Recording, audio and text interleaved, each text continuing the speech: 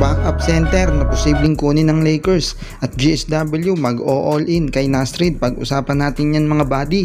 Nagpakita nga ng interest na posible nilang kunin si Goga Bitadze, ang backup center niya dito sa Orlando Magic. Ang plano nga ng Lakers ay hindi naman ito ang magiging main center nila, kumbaga ay magiging backup nga dahil pupilitin pa ring sumugal ng LA na makakuha ng isang star na big man. Ganun pa man mga buddy, ay 25 years old pa lamang itong si Goga. Nag-average nga ito sa Orlando ng 8 points per game at meron ngang 7 rebounds per game. Makakapagbigay naman ito ng impact sa LA dahil maganda talaga ang nilaro nito sa Orlando Magic.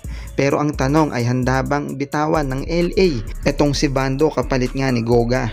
Kung sakali mang matuloy ang trade na ito ay posibleng magsama ang LA ng isa pang bench player ng Orlando. Si Goga kasi ay sumasahod per year ng 8.5 million habang si Bando ay meron namang 12 million contract per year sa kanyang kontrata. Para sa akin ay kung makikipag-negotiate pa ang LA, baka pwedeng ibang player ng LA ang makapalitan nitong si Goga.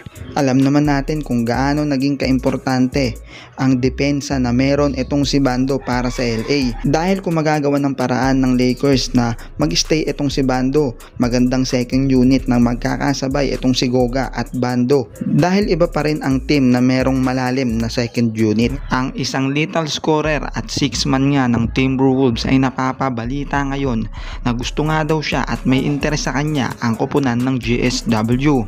Dahil nga sa player option nitong si Nasrid ay mapapaisip ito sa magiging role at offer sa kanya ng GSW. Siguradong isa sa mapapangako sa kanya ng GS ay isa siya sa magiging starter ng kanilang magiging lineup. GSW nga ang may mataas na odds favorite para makuha itong si Nasrid. Ang GS kasi ang may madaming asset na makakuha ng additional superstar para sa kanilang lineup. Andyan nga ang pangalan nila Moody, Jonathan Kuminga at idagdag mo na nga dyan itong si Podziemski.